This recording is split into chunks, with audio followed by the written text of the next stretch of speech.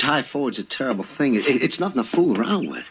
We don't want it here. He that toucheth pitch shall be defiled forthwith. You've consorted with the disease. The fever is upon you, too. So, you'd better make tracks, mister. Wait. Mr. Davis, he's not even sure it is typhoid. I'm sure. I saw it. You're not qualified to say. And who says she is? Are you going out there with this man, Miss Thackeray? Well, of course, Mr. Davis. I'm a doctor. All right, that's up to you, but once you mix with a fever, you're not welcome back here. And don't try bringing those fever patients back here, either. If we have to bring them back, we will. Look, we got folks to protect, children of our own. And we'll shoot you down if we have to keep them safe. They mean what they say, Mr. Paladin. So do I. You ready to go? I'm ready.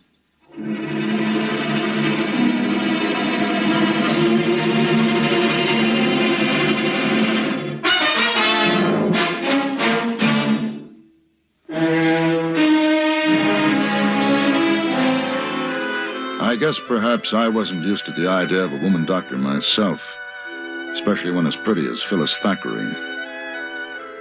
She rode beside me through the desert, all night, without rest, without complaint. Now it was just after sunrise. Maybe I should have brought something for saddle sores. You want to rest? I want to get to that baby. Yeah. Shouldn't be long now. Good. You know, you should be on a velvet settee, wearing a hoop skirt and fluttering your eyelash over a fan. I tried that. It was too easy. Is that why you studied medicine? Because it was hard? Maybe, something like that. Wasn't it tough enough practicing back east? I guess I'm as much missionary as physician. I was the second woman to graduate from my medical school. Others came after me. It was difficult for all of us, but gradually we're becoming accepted as something better than freaks. You're not accepted yet. You just got run out of town. Well, maybe I'm not the missionary I think I am. Or the doctor. Well, we'll see. Here's the wagon up ahead. I don't see anybody. Neither do I. Come on.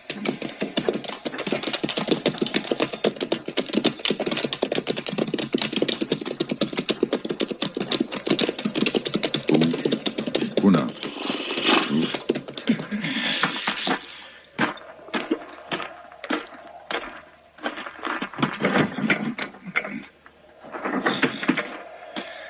They're in there, all right. Both sleeping. I hope that's what it is. Is there anything I can do? Just help me up there. And cross your fingers.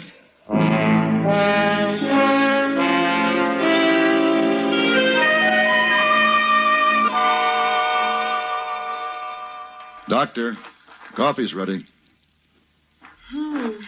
Smells good. The food will be ready in a minute. Here. Well, thanks. How are they? Well, the mother's suffering from exhaustion, exposure, nerves, no sleep. The baby? Typhoid? Well, maybe. I don't know yet. Mulrooney knows all the symptoms. So do I. High fever, red spots, delirium, and a coma that leads to the crisis. The baby has all of them.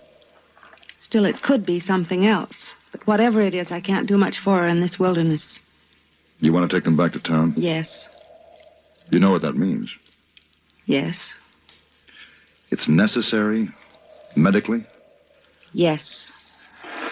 I'll hitch the horses to the wagon. Mr. Paladin. Hmm? You don't have to come with me. I wouldn't miss it. There's something about that Mulrooney's face I didn't like.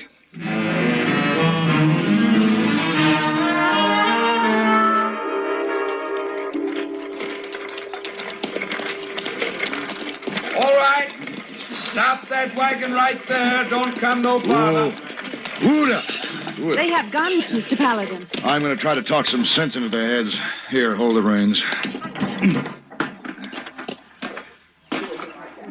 Stand right there. No closer. Dr. Thackeray has examined the woman and child.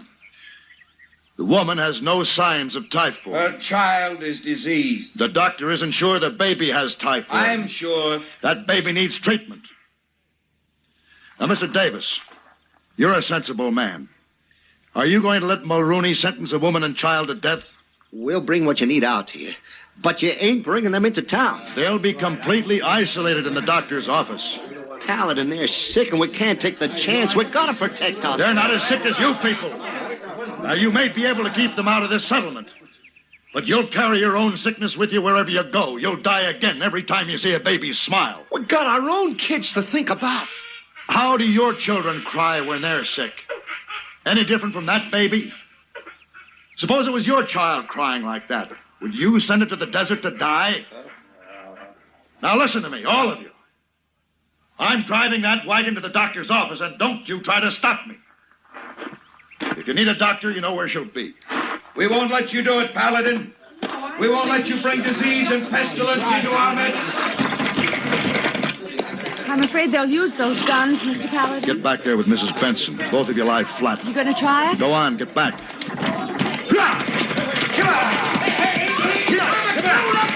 Stopping! Shoot!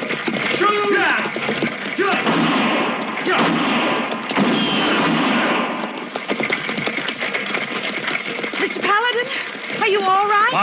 Fine, we're through. I'll have you in your office in another minute.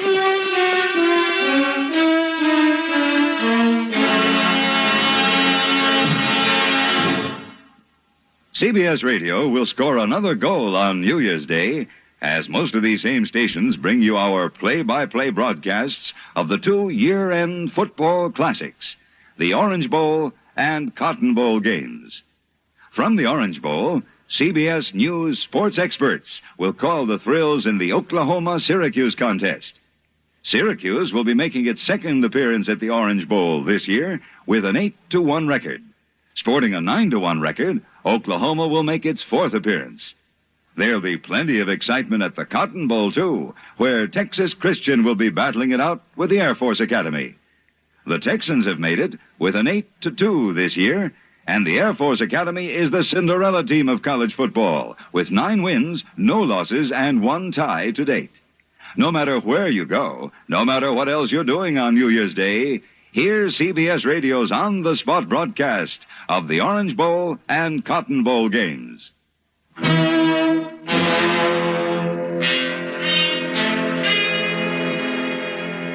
All through that night, I sat on her porch and kept watch, seeing their torches, hearing the voice of Mulrooney haranguing the townspeople, working them up. But they didn't come. And inside, the doctor worked with her patients. It was after dawn when she came out to me. Still quiet? Oh, well. Mulrooney is still working on them like a witch doctor. There's breakfast inside. You'd better eat something. I'll stand guard for a while. Thanks. How's Mrs. Benson? She'll be all right after she gets some rest. And the baby? The fever broke last night. Oh, what does that mean? It isn't typhoid. Not typhoid? You sure? Yes. Well, how can you be certain? You've only been with her overnight. You still doubt me, don't you, Mr. Paladin? The symptoms are there. Symptoms can be ambiguous. Now get your breakfast. You need it. All right. Morning, Mr. Paladin. Well, Mrs. Benson, it's nice to see you up and around. I wish I could tell you how much I appreciate. Oh, no. No gratitude before breakfast.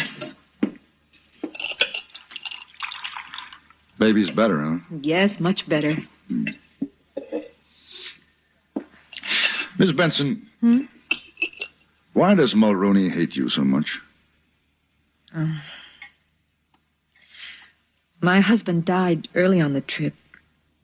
After a while, Mulrooney wanted me to marry him. Said it was God's will to care for widows, and he was the chosen messenger. I wouldn't let him near me. Then the baby got sick. Paladin. Come outside.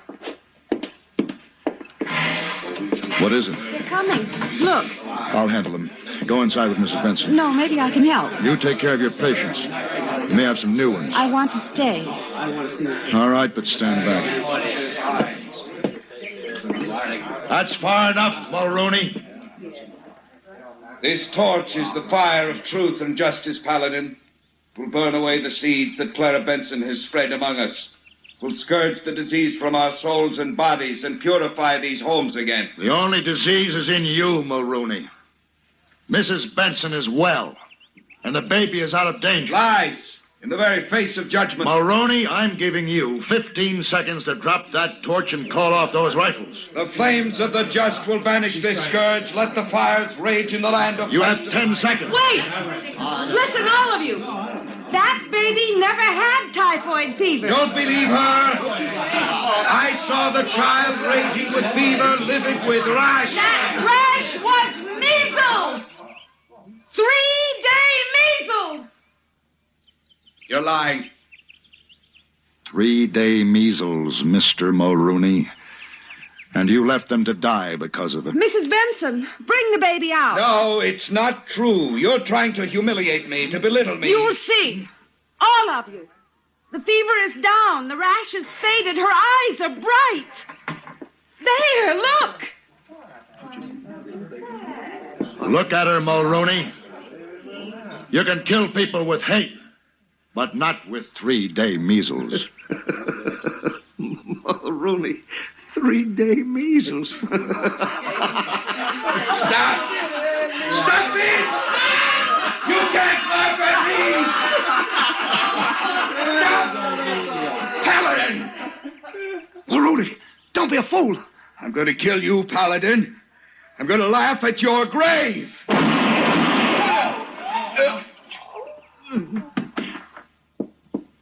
Let me see. There's no need. I think he's dead. You shoot very straight. Mr. Paladin. What do you want? Mr. Paladin. Well, I guess we was wrong to listen to him. He seemed to have so much book learning. But he was just setting us against each other. I'm glad we woke up in time. Next time, you better wake up a little sooner. Dr. Thackeray, this town hasn't been too good for you. Maybe you'd like to come along with me. They can always use a good doctor in San Francisco. Oh, please, ma'am. I guess we ain't been very friendly, but we'll make it up to you if you'll forgive us and stay. Well, Dr. Thackeray? Thanks, Mr. Paladin, for your offer. But there are too many of those velvet settees in San Francisco. I'll stay here where I'm needed.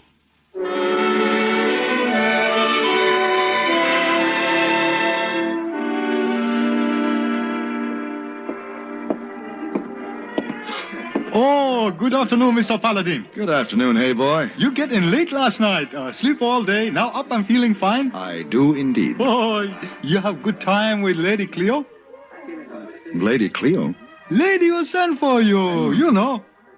Oh, as a matter of fact, I'd forgotten about her. Oh, sure. I met a lady who was much more charming. A lady doctor. Oh, sure. Yeah. As a matter of fact, I've had a fine case of 3-day measles. Oh, yeah, the 3-day measles. Oh, sure. It's true. You got dirty laundry. You put out tonight. To coin a phrase, hey boy. Oh, sure.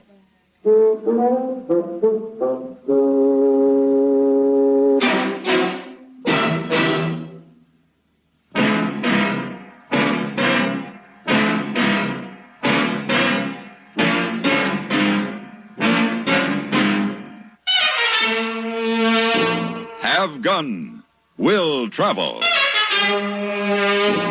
Created by Herb Meadow and Sam Rolfe, is produced and directed by Norman MacDonald, and stars John Daner as Paladin, with Ben Wright as Hayboy. Tonight's story was written by Don Brinkley and adapted for radio by John Dunkel. Featured in the cast were Virginia Gregg, Vic Perrin, Gene Bates, and Lou Krugman. Hugh Douglas speaking.